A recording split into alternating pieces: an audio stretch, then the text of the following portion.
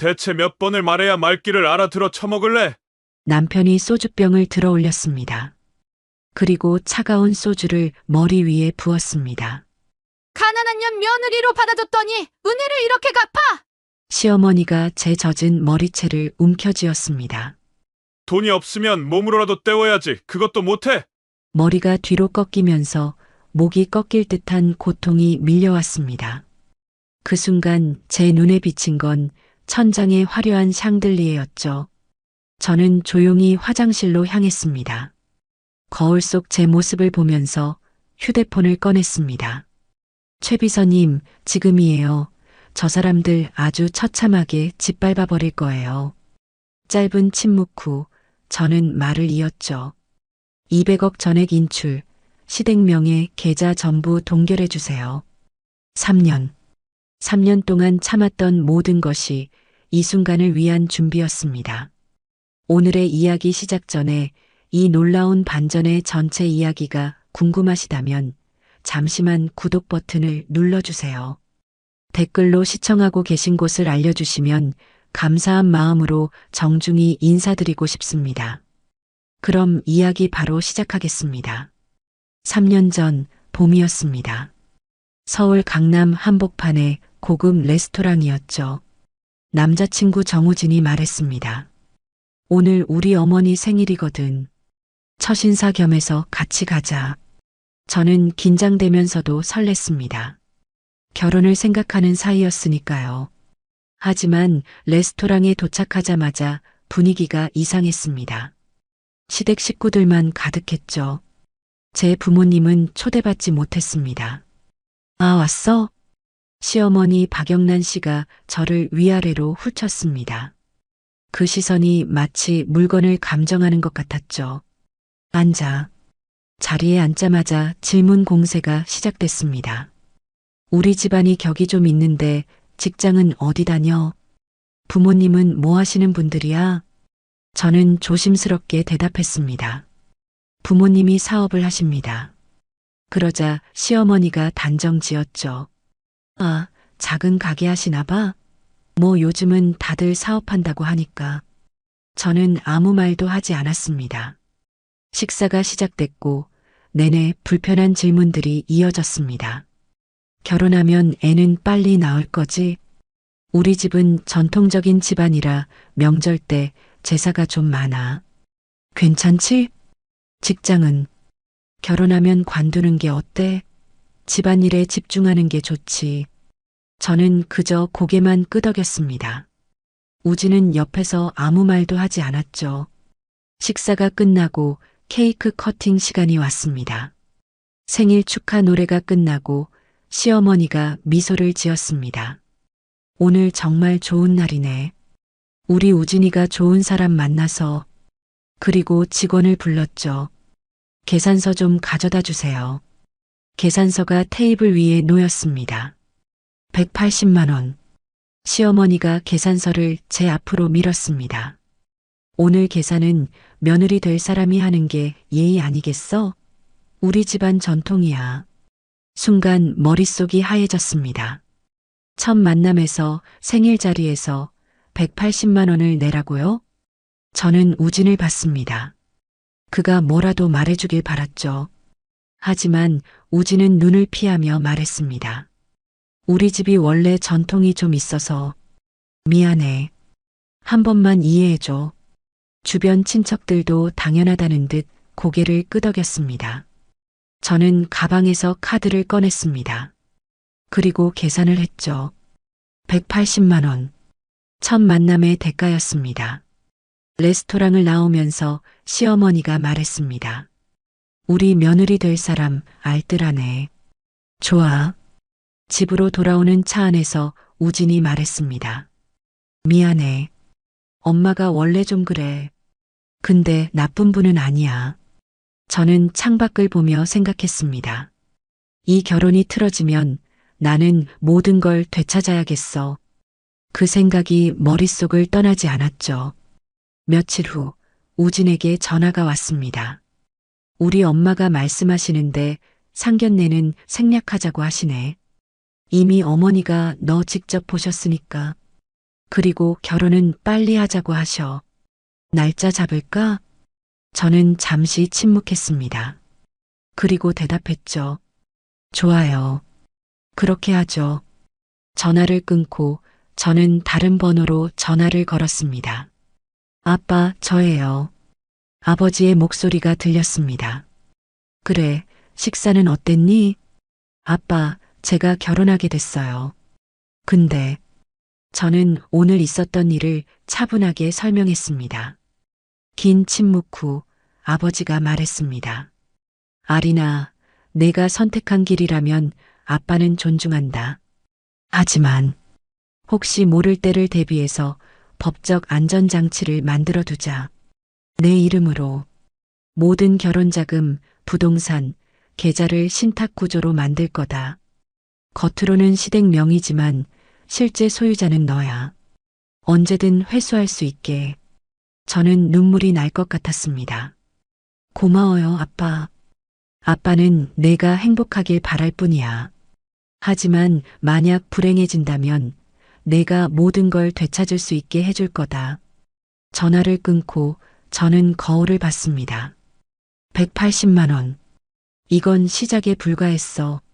하지만 저는 아직 몰랐습니다. 이 180만 원이 3년 뒤 200억 원의 반격으로 돌아올 거라는 거요. 생일 자리가 있고 일주일 후였습니다. 우진에게서 문자가 왔죠. 우리 집에 잠깐 들를 수 있어? 엄마가 보자시는데. 저는 불안한 마음으로 시댁을 방문했습니다. 거실 테이블 위에는 두꺼운 서류 뭉치가 놓여 있었죠. 시어머니가 소파에 앉아 저를 내려다봤습니다. 앉아. 저는 조심스럽게 자리에 앉았습니다. 시어머니가 서류를 밀었습니다. 결혼은 우리 방식대로 할 거야. 드레스 같은 건 안 돼. 한복 입어야지.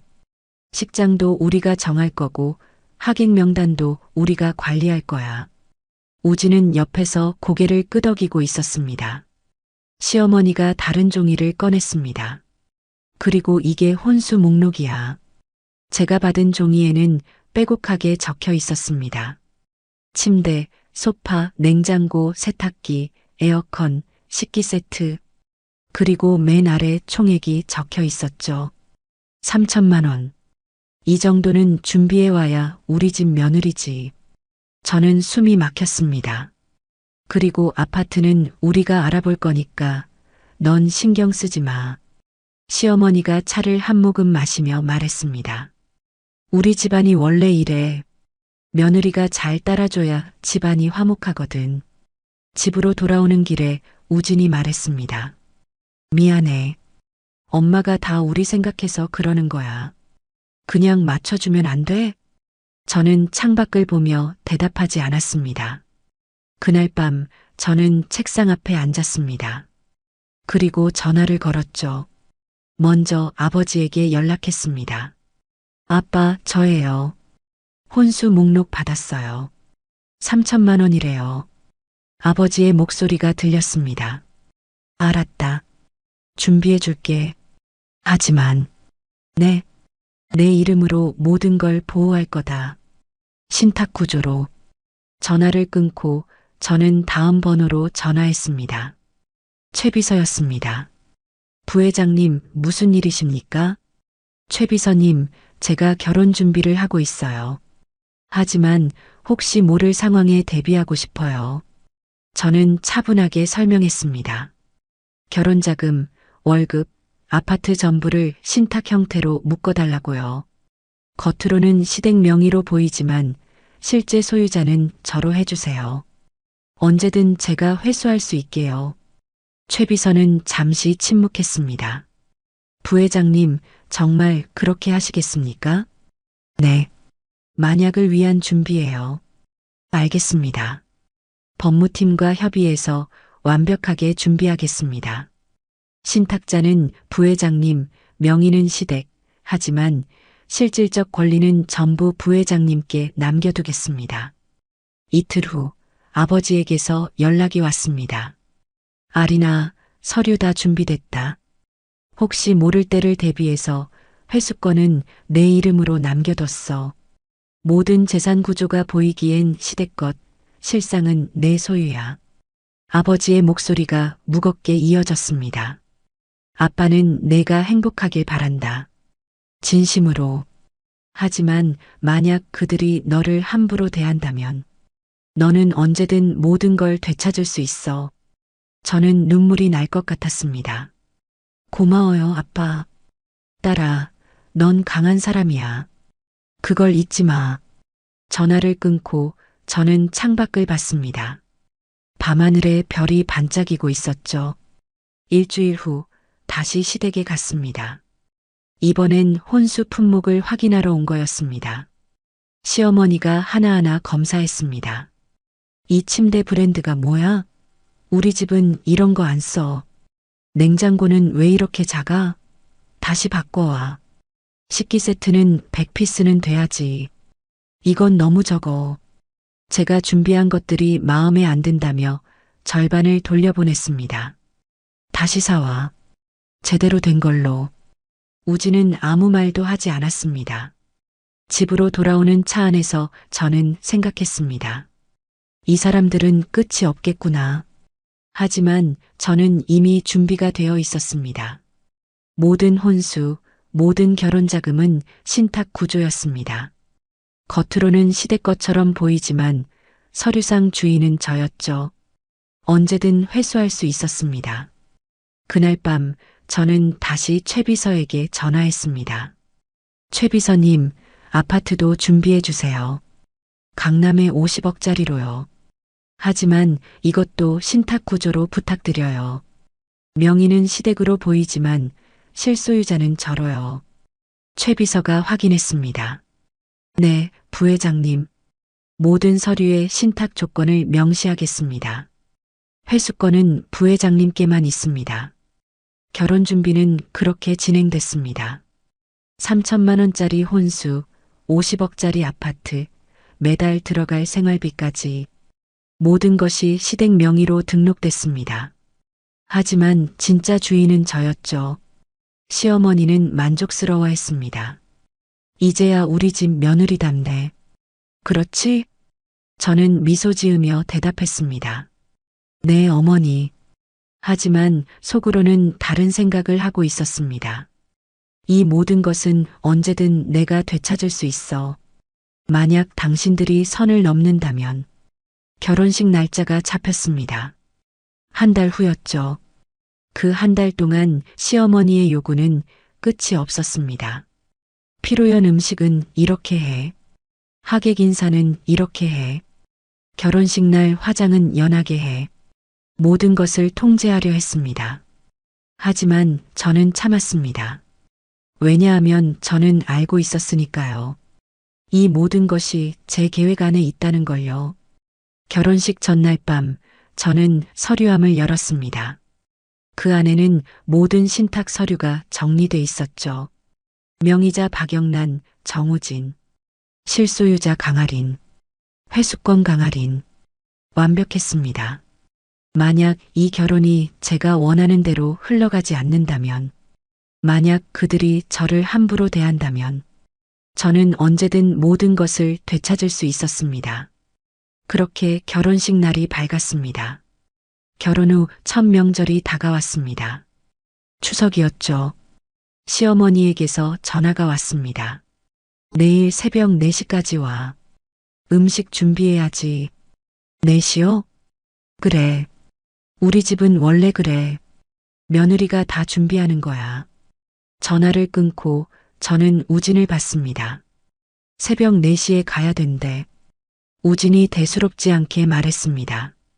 응, 우리 집이 원래 그래. 힘들겠지만 한 번만 참아줘. 다음 날 새벽 알람이 울렸습니다. 새벽 3시였죠. 서둘러 준비하고 시댁으로 향했습니다. 도착하니 시어머니만 일어나 있었습니다. 왔어? 늦었네. 빨리 시작해.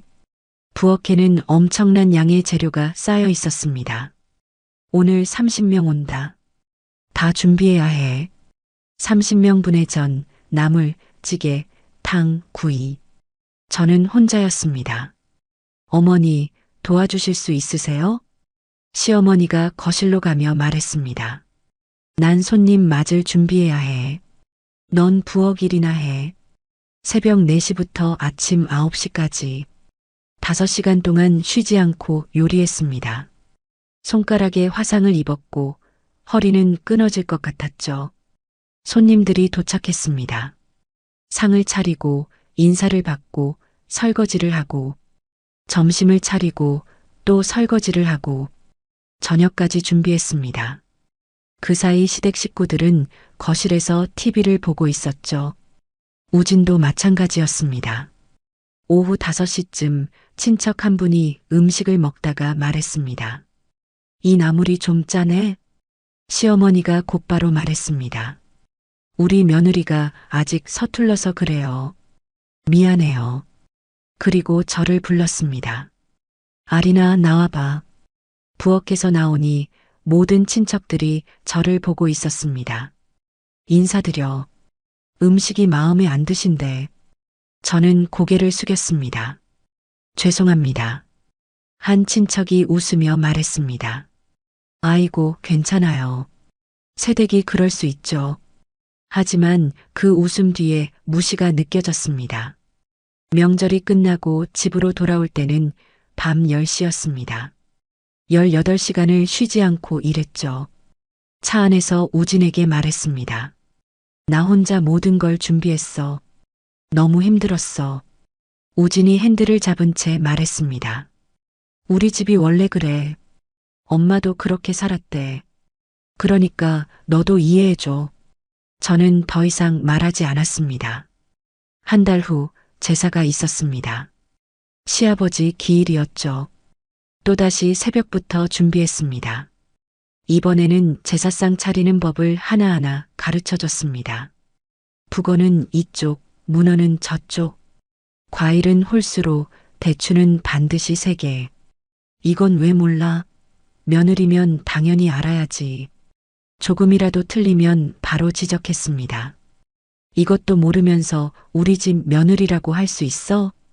제사가 끝나고 또 손님들이 왔습니다.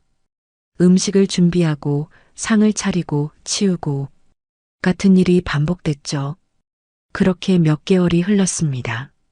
명절마다, 제사마다, 집안 행사마다 저는 혼자였습니다. 새벽부터 밤까지 일했고 아무도 도와주지 않았죠. 어느 날 휴대폰을 들었습니다. 친정에 전화하려다가 멈췄죠. 아빠한테 말하면 당장 끝낼 거야. 하지만 아직은 아니야. 저는 휴대폰을 내려놓았습니다. 혼자 참아야 했습니다. 제가 선택한 길이었으니까요. 그날 밤 저는 조용히 울었습니다. 하지만 다음 날 다시 시댁에 가야 했죠. 겨울이 되고 설날이 다가왔습니다. 또다시 새벽 4시에 출근했습니다. 이번에는 떡국을 끓여야 했죠. 40명분의 떡국을 혼자 끓였습니다. 손님들이 떠난 후 시어머니가 말했습니다. 올해는 작년보다 나아졌네. 이제야 좀 며느리 같아. 그게 칭찬이었을까요? 저는 모르겠습니다. 그날 밤 거울을 봤습니다. 살이 빠져 있었고 다크서클이 짙었죠. 결혼 전에 제 모습이 아니었습니다. 이게 결혼 생활인가? 이게 며느리로 사는 거구나. 우진에게 말했습니다. 나 너무 힘들어. 조금만 도와줄 수 없어? 우진이 TV를 보다가 말했습니다. 다른 집 며느리들도 다 그렇게 살아. 너만 특별한 거 아니야. 엄마한테 잘 보여야 우리가 편하잖아. 그 말에 가슴이 무너졌습니다. 우리가 아니었습니다. 엄마와 우진이 한 팀이고 저는 혼자였죠. 봄이 되고 다시 제사가 돌아왔습니다. 이번에는 제사상 과일을 깎다가 손을 베었습니다. 피가 흘렀지만 저는 계속 일했습니다. 시어머니가 와서 말했습니다. 피 묻으면 안 돼. 조심해서 해. 괜찮으세요? 라는 말은 없었습니다. 저는 그날 깨달았습니다. 이 집에서 나는 사람이 아니야. 그냥 일하는 기계일 뿐이야. 그날 밤 다시 최 비서에게 전화했습니다. 최 비서님, 모든 서류 다시 확인해 주세요. 언제든 회수할 수 있게요. 최 비서가 물었습니다. 부회장님, 괜찮으십니까? 저는 잠시 침묵했습니다. 아직은 괜찮아요. 하지만 언제까지 버틸 수 있을지 모르겠어요. 준비는 되어 있습니다. 부회장님. 전화를 끊고 저는 창밖을 봤습니다. 밤하늘은 어두웠고 별도 보이지 않았죠. 하지만 저는 알고 있었습니다. 이 어둠이 영원하지 않다는 걸요. 언젠가는 끝이 온다는 걸요. 그리고 그때가 오면 저는 모든 것을 되찾을 거라는 걸요. 명절과 제사는 계속 반복됐습니다. 하지만 저는 기록했습니다. 매번 당한 모욕, 매번 혼자 한 일들을요. 언젠가는 이 모든 것이 증거가 될 거야. 그렇게 1년이 흘렀습니다. 결혼 2년째가 되던 해였습니다. 어느 날 시어머니에게서 전화가 왔죠. 아리나, 우리 집에 올 수 있어? 중요한 얘기가 있어. 시댁에 도착하니 시어머니와 우진이 나란히 앉아 있었습니다. 뭔가 준비된 듯한 분위기였죠. 앉아. 저는 소파에 앉았습니다. 시어머니가 서류를 꺼냈습니다. 아리나, 너희가 살고 있는 아파트 말이야. 명의를 좀 바꿨으면 좋겠어. 네. 우진이 끼어들었습니다. 세금 문제가 복잡하거든. 엄마 명의로 바꾸면 절세할 수 있대. 시어머니가 고개를 끄덕였습니다. 그래. 나중에 상속세도 생각해야 하고. 어차피 우리 가족인데 명의가 뭐가 중요해? 저는 서류를 보았습니다. 50억짜리 강남 아파트를 시어머니 명의로 이전하는 내용이었죠. 제가 생각 좀 해보면 안 될까요? 시어머니의 표정이 굳었습니다. 생각해? 뭘 생각해? 우리가 나쁜 마음으로 하는 줄 아니? 다 너희 좋으라고 하는 거야.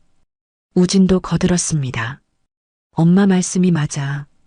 이게 세금도 덜 나오고 좋다니까. 저는 잠시 침묵했습니다. 그리고 조용히 말했습니다. 알겠어요. 하지만 조건이 있어요. 조건? 시어머니의 목소리가 날카로워졌습니다. 신탁 조건이라면 괜찮아요. 신탁? 그게 뭔데? 저는 차분하게 설명했습니다. 명의는 어머니 이름으로 하되 신탁 계약을 맺는 거예요. 법적으로 보호받을 수 있는 구조예요. 시어머니가 우진을 봤습니다. 우진이 고개를 끄덕였죠. 그래, 그렇게 하자. 어차피 명의만 바꾸는 거잖아. 서류 작업은 일주일 만에 끝났습니다. 겉으로는 시어머니 명의로 보였지만 실제로는 신탁 구조였죠. 언제든 제가 회수할 수 있었습니다. 시어머니는 만족스러워했습니다. 이제야 제대로 된 우리 집 재산이 됐네. 그 말을 들으며 저는 속으로 웃었습니다. 당신 것이 아니에요. 서류상 주인은 나예요. 며칠 후 시어머니가 또 전화했습니다. 아리나, 직장 그만둬야겠어. 네. 결혼한 지 2년이나 됐는데 아직도 밖에 나돌아? 집안일에 집중해야지. 우진도 동조했습니다. 엄마 말씀이 맞아. 집에서 쉬는 게 낫지. 내가 일하니까 집안일도 제대로 못하잖아. 저는 할 말을 잃었습니다. 하지만은 무슨. 내일 당장 사표 내. 시어머니의 목소리는 명령조였습니다. 저는 고개를 숙였습니다. 알겠습니다. 다음 날 회사에 사직서를 냈습니다. 물론 명목상일 뿐이었죠. 실제로는 휴직철이었고 제자리는 그대로 있었습니다. 하지만 시댁에는 퇴사했다고 말했습니다. 이제 저는 경제적으로도 사회적으로도 고립됐습니다. 적어도 그들 눈에는 그렇게 보였죠. 시어머니는 더욱 통제를 강화했습니다. 오늘 마트 가서 장 봐와. 은행 가서 이것 좀 처리해줘. 청소는 했어? 화장실도 닦았어? 매일 할 일 목록을 받았습니다. 마치 직원처럼 부려먹었죠. 그렇게 몇 달이 흘렀습니다. 그해 겨울 제사가 있었습니다. 시할아버지 기일이었죠. 또다시 새벽부터 준비했습니다. 제사상을 차리는데 시어머니가 계속 지적했습니다. 북어가 왜 이쪽에 있어? 저쪽이라니까. 과일 개수 틀렸어. 다시 세봐. 이것도 모르면서 우리 집 며느리야? 저는 참고 또 참았습니다. 제사가 시작됐고 절을 올렸습니다. 그때 시어머니가 제 자세를 봤습니다. 야, 절 자세가 뭐 그래? 손 위치가 틀렸잖아. 저는 다시 절을 올렸습니다. 하지만 시어머니는 만족하지 않았죠. 아니, 그게 아니라고. 제사가 끝나고 친척들이 모였습니다. 식사를 하는데 시어머니가 큰 소리로 말했습니다. 우리 며느리가 아직도 제사상 제대로 못 차려. 가르쳐줘도 매번 틀려. 친척들이 저를 쳐다봤습니다. 저는 고개를 숙인 채 아무 말도 하지 못했습니다. 식사가 끝나고 설거지를 하고 있었습니다. 시어머니가 부엌으로 들어왔죠. 야, 너 오늘 절 자세 봤어? 우리 집안 망신시키는 거 알아? 죄송합니다. 죄송하다고 해결돼? 몇 번을 가르쳐줬는데. 그때였습니다. 시어머니의 손이 제 뺨을 때렸습니다. 짝! 귓가에서 울림이 퍼졌습니다. 정신 차려. 저는 넘어질 뻔했지만 싱크대를 붙잡았습니다. 뺨이 화끈거렸고 눈에서 눈물이 났죠. 울긴 왜 울어? 내가 잘못해놓고. 시어머니가 부엌을 나갔습니다. 저는 그 자리에 서서 뺨을 만졌습니다. 친척들은 부엌 밖에서 다 봤을 겁니다. 하지만 아무도 말리지 않았죠. 우진이 부엌으로 들어왔습니다. 괜찮아? 저는 그를 봤습니다. 왜 막지 않았어? 우진이 난처한 표정을 지었습니다. 엄마가 화나실 만도 하잖아. 내가 절 자세가 틀렸으니까. 그냥 엄마한테 사과해. 그 말을 듣는 순간 모든 게 무너졌습니다. 이 사람은 절대 내 편이 아니구나. 그날 밤 집으로 돌아왔습니다. 거울 앞에 섰습니다. 뺨에는 아직 붉은 자국이 남아 있었죠. 저는 휴대폰을 꺼냈습니다. 그리고 사진을 찍었습니다. 증거였습니다. 언젠가 이 모든 것을 되돌려줄 나를 위한 증거였죠. 그날 밤 저는 거울 속 제 자신에게 속삭였습니다. 조금만 더 참자. 다 끝나면 전부 내 자리로 되돌린다. 며칠 전 시어머니가 우진에게 말했다고 합니다. 아린이가 요즘 나 무시한다. 며느리 주제에 건방져. 그 말이 우진의 귀에 들어갔고 점점 쌓여갔습니다. 그리고 그것은 곧 더 큰 폭발로 이어질 예정이었습니다. 저는 그걸 아직 몰랐죠. 결혼 3년째가 다가오고 있었습니다. 결혼 3년째가 되던 해봄이었습니다. 시어머니의 생일이 다가왔죠. 그런데 공교롭게도 같은 날이 친정아버지 제사날이기도 했습니다. 시어머니에게서 전화가 왔습니다. 아린아, 내 생일 알지? 네, 어머니. 이번엔 특별하게 준비할 거야. 친척들 다 부를 거니까. 제사도 같이 지낼 거고. 저는 가슴이 무거워졌습니다. 알겠습니다. 너 친정 제사는 어떻게 하려고? 순간 숨이 막혔습니다. 친정 제사요? 응. 오늘이 내 아버지 제사날이라며? 근데 시댁 행사가 먼저지. 알지? 저는 입술을 깨물었습니다. 네. 알겠습니다. 전화를 끊고 저는 한참을 멍하니 앉아 있었습니다. 친정아버지 제사를 포기해야 했습니다. 살아계신 아버지의 제사를 갈 수 없다는 게 얼마나 아이러니한지요. 그날 또다시 새벽부터 시댁으로 향했습니다. 생일상과 제사상을 동시에 준비해야 했죠. 부엌에는 어마어마한 양의 재료가 쌓여 있었습니다. 오늘은 40명 온다. 제대로 준비해.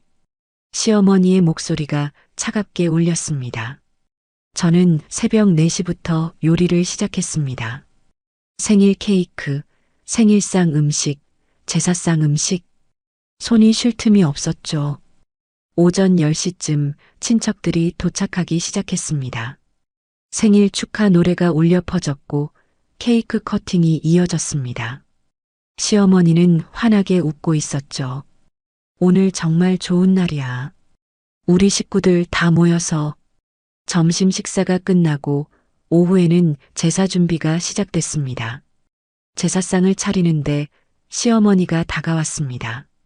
그릇 방향 틀렸잖아. 저는 깜짝 놀라 다시 배치했습니다. 아니, 그게 아니라고. 시어머니의 목소리가 높아졌습니다. 제사가 시작됐고 절을 올렸습니다. 하지만 시어머니의 눈초리는 계속 저를 향했죠. 제사가 끝나고 저녁 식사가 시작됐습니다. 친척들과 시댁 식구들이 둘러앉아 술을 마시기 시작했습니다. 저는 부엌을 오가며 음식을 나르고 있었죠. 그때 시어머니가 큰 소리로 말했습니다. 아리나, 이리 와봐. 저는 식탁으로 다가갔습니다. 오늘 제사상 그릇 배치 봤지? 완전히 엉망이었어. 친척들이 저를 쳐다봤습니다. 죄송합니다. 죄송하다고 해결돼? 3년이나 됐는데 아직도 제대로 못해? 우진이 옆에서 말했습니다. 엄마, 그만하세요. 하지만 시어머니는 멈추지 않았습니다. 뭐가 그만해? 내가 몇 번을 가르쳐 줬는데. 절 자세도 엉망이고 그릇 방향도 틀리고. 저는 고개를 숙인 채 서 있었습니다. 그때 우진이 벌떡 일어났습니다. 소주병을 들더니 저에게 다가왔죠. 엄마가 몇 번을 말했는데 왜 이렇게 눈치가 없어? 그리고 다음 순간 차가운 액체가 제 머리 위로 쏟아졌습니다. 소주였습니다. 독한 냄새와 함께 얼굴로 옷으로 흘러내렸죠. 주변이 조용해졌습니다. 친척들은 숨을 죽였고 아무도 말을 하지 않았습니다.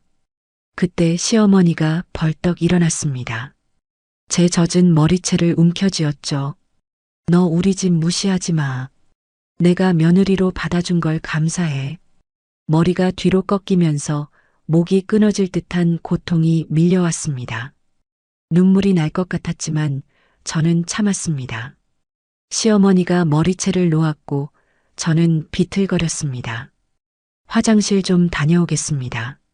목소리가 떨렸지만 최대한 침착하게 말했습니다.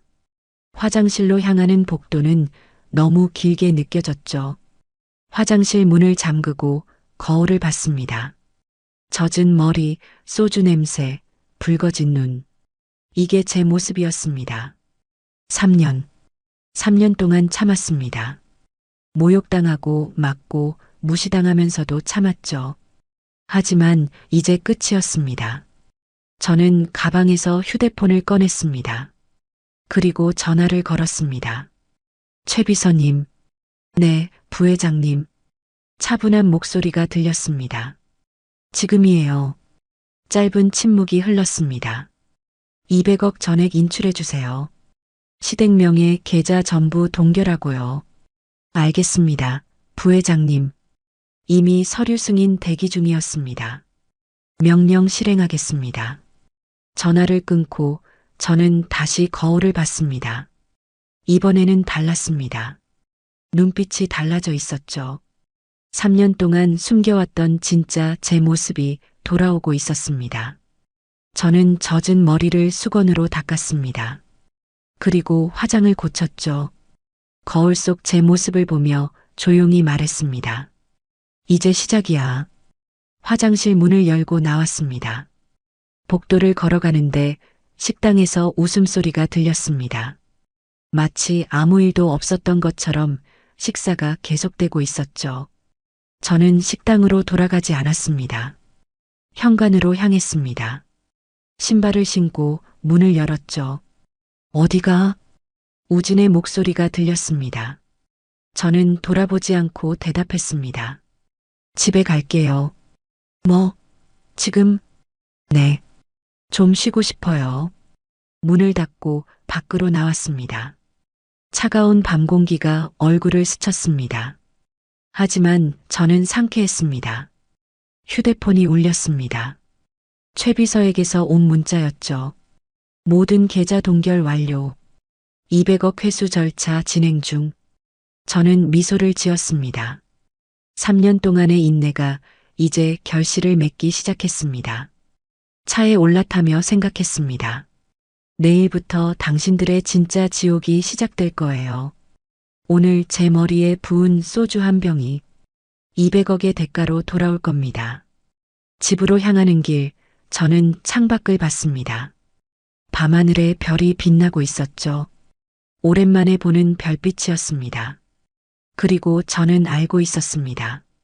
이제 모든 것이 바뀔 거라는 걸요. 다음 날 아침이었습니다. 시어머니 박영란은 기분 좋게 눈을 떴죠. 어제 며느리에게 제대로 본때를 보여줬으니까요. 이제 좀 정신 차렸겠지. 오전 11시쯤 시어머니는 친구들과 만나기로 했습니다. 강남 백화점이었죠. VIP 라운지에서 차를 마시며 명품 가방을 구경했습니다. 이건 새로 나온 거예요. 1,500만 원이에요. 직원이 가방을 보여줬습니다. 예쁘네. 이거 살게요. 시어머니가 카드를 꺼냈습니다. 직원이 카드를 받아 단말기에 넣었죠. 죄송합니다. 카드가 거절됐습니다. 뭐, 다른 걸로 해봐요. 시어머니가 다른 카드를 꺼냈습니다. 이것도 거절됐습니다. 말도 안 돼. 다시 해봐요. 세 번째 카드를 넣었습니다. 또 거절이었죠. 이게 무슨 일이야? 시어머니의 얼굴이 빨개졌습니다. 잠시만요. 은행에 연락해 보시는 게. 직원이 조심스럽게 말했습니다. 시어머니는 황급히 백화점을 나왔습니다. 그리고 가까운 은행 지점으로 달려갔죠. 제 계좌 좀 확인해 주세요. 창구 직원이 통장을 받아 조회했습니다. 직원의 표정이 굳었죠. 손님, 이 계좌는 현재 동결 상태입니다. 동결? 왜? 신탁 해지 요청이 들어왔습니다. 신탁? 그게 뭔 소리예요? 직원이 화면을 보며 설명했습니다. 이 계좌는 명의상으로는 손님이시지만 실제 소유주는 강아린 부회장님으로 되어 있습니다. 신탁 계약 조건에 따라 실소유자의 요청으로 계좌가 동결됐습니다. 시어머니는 귀를 의심했습니다. 강아린? 우리 며느리? 부회장? 네, 대한테크 그룹 강아린 부회장님이십니다. 시어머니는 그 자리에 얼어붙었습니다. 아니, 그게 무슨 말이 나오지 않았죠. 다른 계좌도 확인해 주세요. 떨리는 손으로 다른 통장들을 꺼냈습니다. 직원이 하나하나 조회했습니다. 이것도 동결입니다. 이것도요. 이것도 마찬가지입니다. 전부 신탁자가 강아린 부회장님으로 되어 있습니다. 시어머니는 주저앉을 뻔했습니다. 은행을 나와 급히 집으로 향했습니다. 우진은 거실에서 TV를 보고 있었죠. 우진아, 큰일 났어. 왜 그래요, 엄마? 카드가 다 막혔어. 계좌도 전부 동결됐다고. 우진이 벌떡 일어났습니다. 뭐라고요? 은행에서 그러는데 실제 주인이 아린이래. 신탁이 어쩌고. 아린이가 부회장이라고. 우진의 얼굴이 하얗게 질렸습니다. 부회장? 아린이가? 두 사람은 서둘러 서류함을 뒤졌습니다. 아파트 등기부등본, 계좌 서류, 혼수 영수증, 모든 서류에 작은 글씨로 적혀 있었습니다. 신탁자 강아린, 실소유자 강아린, 회수권 강아린. 이게 대체. 우진이 휴대폰을 꺼냈습니다. 포털 사이트에 검색했죠. 강아린. 검색 결과가 떴습니다. 첫 번째 기사 제목이 눈에 들어왔습니다. 대한테크 그룹 강회장 회장 외동딸, 강아린 부회장 승진. 기사를 클릭했습니다. 사진이 나왔죠. 검은색 정장을 입고 당당하게 서 있는 아린의 모습이었습니다. 이게 우진의 손이 떨렸습니다. 시어머니가 휴대폰을 빼앗아 봤습니다. 화면에는 더 많은 기사들이 나열되어 있었죠. 대한테크그룹 2천억 규모 투자 결정, 강아린 부회장, 업계 최연소 임원, 재벌 3세, 강아린의 경영 철학. 시어머니의 입이 떡 벌어졌습니다. 우리가 3년 동안 재벌 며느리를 말을 잇지 못했습니다. 우진이 소파에 주저앉았습니다. 엄마, 우리 어떡해요? 아파트도 돈도 전부 아린이 거였어요? 3년 동안 우리가 쓴 돈이 전부 아린이 돈이었다고요? 시어머니도 옆에 주저앉았습니다. 두 사람은 한참 동안 말이 없었죠.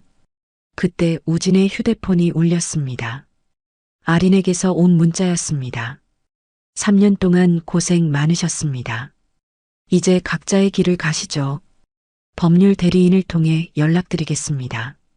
짧고 차가운 문장이었습니다. 우진이 전화를 걸었습니다. 하지만 아린은 받지 않았죠. 받지 않아요, 엄마. 시어머니가 소리쳤습니다. 직접 가자. 당장. 어디로요? 대한테크, 그 회사 본사로. 두 사람은 서둘러 옷을 챙겨 입었습니다. 하지만 손이 떨려서 제대로 입히지도 못했죠. 차를 몰고 대한테크 본사로 향했습니다. 강남 한복판의 60층짜리 빌딩이었습니다. 건물 앞에 서서 올려다봤을 때 두 사람은 압도당했습니다. 저기서 아린이가 일했다고?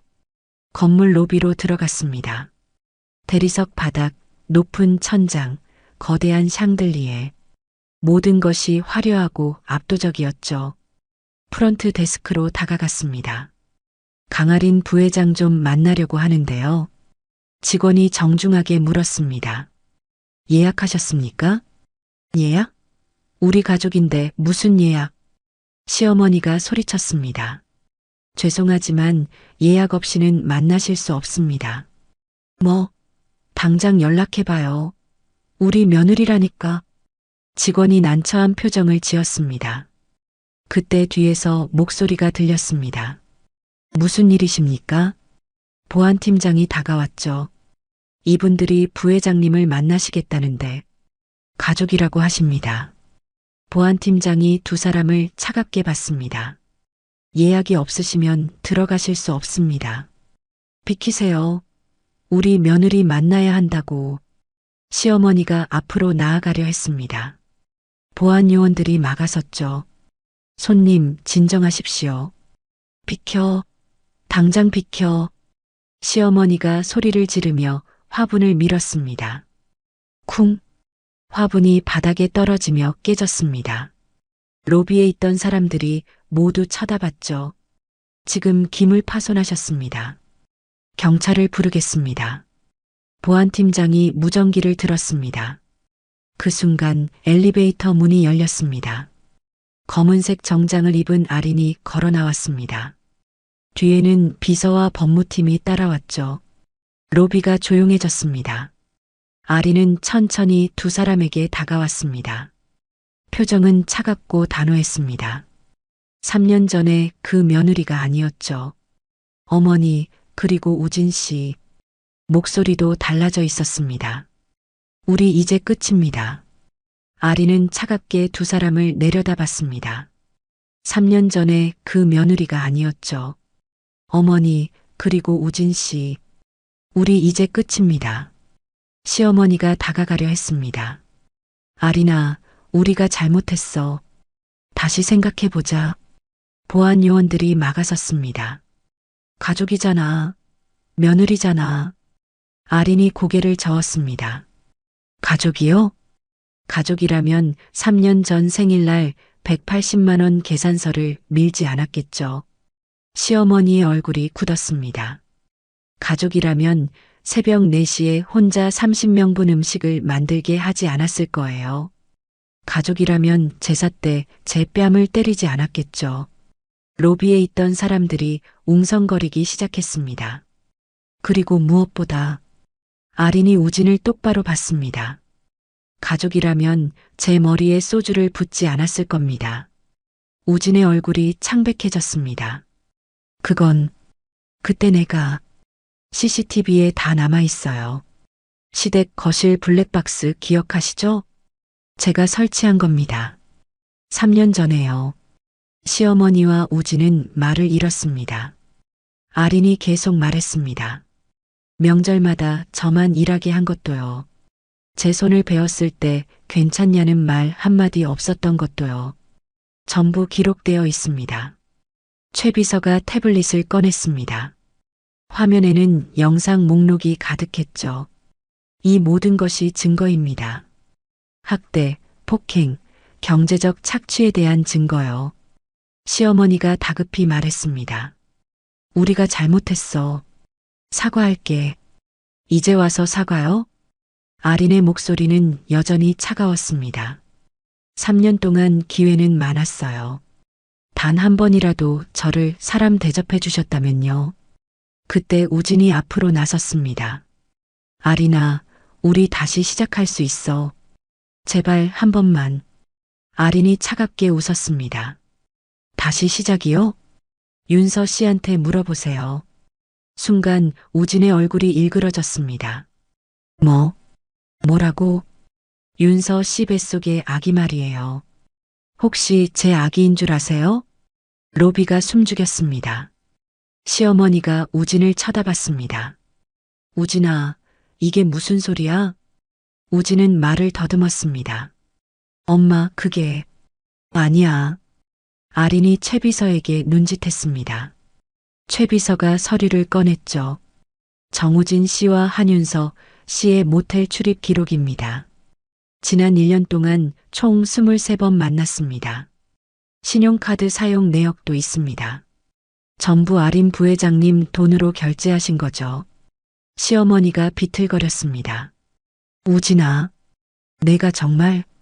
우진은 아무 말도 하지 못했습니다. 아린이 마지막으로 말했습니다. 외도, 폭행, 경제적 착취, 이 모든 것으로 이혼 소송을 제기했습니다. 위자료는 50억입니다. 50억? 시어머니가 비명을 질렀습니다. 그걸 어떻게 내? 그건 제 문제가 아니에요. 아린이 돌아서려 했습니다. 시어머니가 소리쳤습니다. 강아린, 우리가 너 먹여 살렸잖아. 3년 동안 집도 주고 돈도 줬잖아. 아린이 멈춰섰습니다. 천천히 돌아봤죠. 먹여 살렸다고요? 그 집도 그 돈도 전부 제 돈이었어요. 신탁 구조라는 거 기억 안 나세요? 명의만 빌려드린 겁니다. 시어머니는 할 말을 잃었습니다. 그리고 알려드릴 게 하나 더 있어요. 아린이 차갑게 미소 지었습니다. 저 3년 동안 단 한 번도 퇴사한 적 없어요. 휴직이었습니다. 제 자리는 그대로 있었죠. 어머니가 직장 그만두라고 했을 때부터 준비한 겁니다. 우진이 주저앉았습니다. 우리가 완전히 당한 거야. 그때 경찰이 도착했습니다. 신고받고 왔습니다. 보안팀장이 가리켰습니다. 저분들이 기물을 파손했습니다. 화분을 던져서 유리가 깨졌습니다. 경찰이 시어머니와 우진에게 다가갔습니다. 기물 파손과 업무방해 혐의로 동행하셔야겠습니다. 경찰서에? 시어머니가 소리쳤습니다. 강아린, 내가 이러는 거야? 우리 며느리 주제에. 아린은 대답하지 않았습니다. 그저 차갑게 지켜볼 뿐이었죠. 경찰이 두 사람을 데리고 나갔습니다. 시어머니는 끝까지 소리를 질렀습니다. 이 배은망덕한 것들아.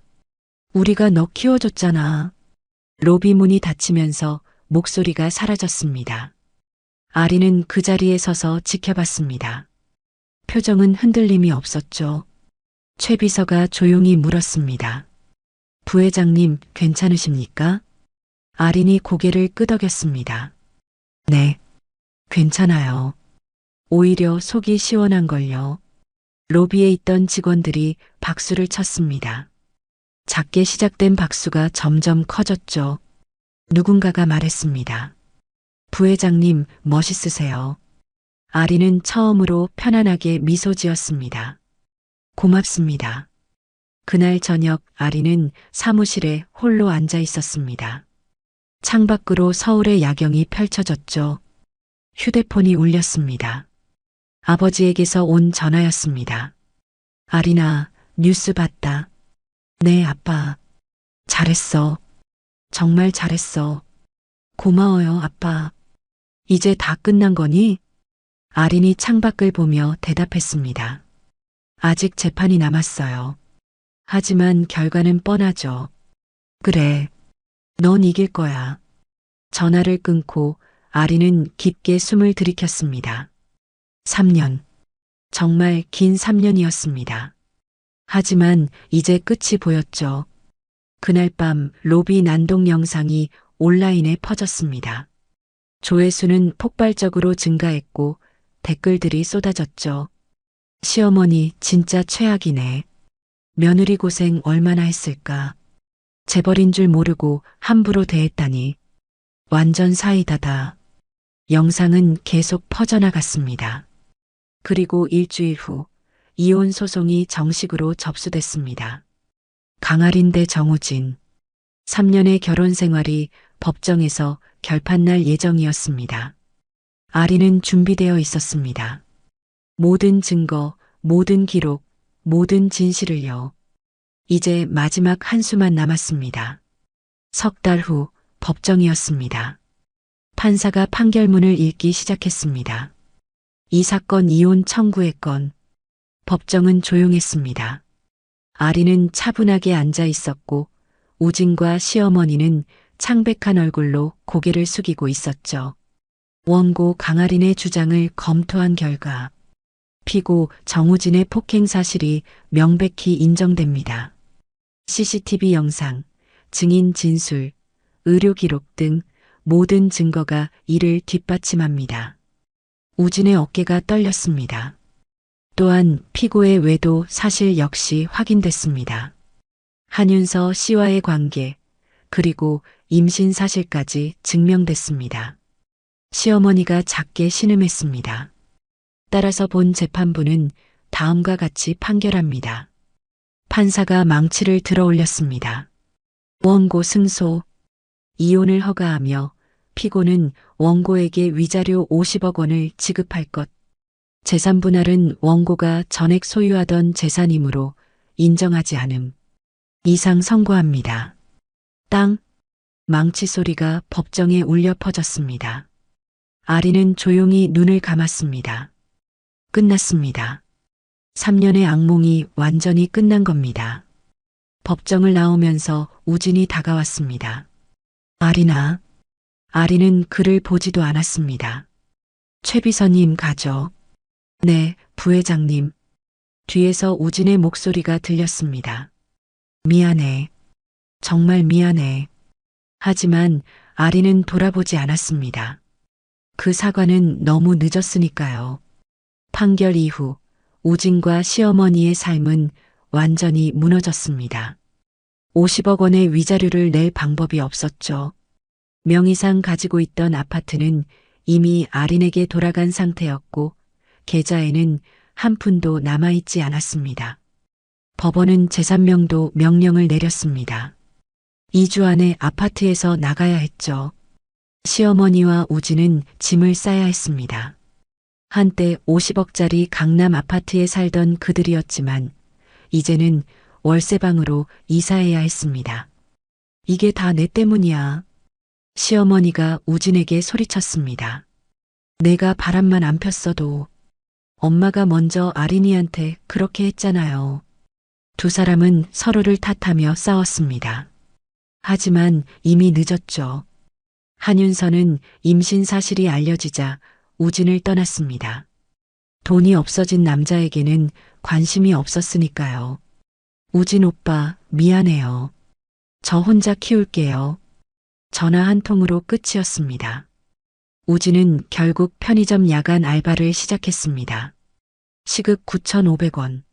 한때 부인의 돈으로 호화롭게 살던 남자가 이제는 야간 편의점 직원이 된 겁니다. 시어머니는 식당 설거지 일을 시작했습니다. 주방 보조 구합니다. 하루 8시간, 월 200만 원. 한때 며느리를 부려먹던 손으로 이제는 설거지를 해야 했죠. 첫날 식당 주인이 말했습니다. 빨리빨리 해.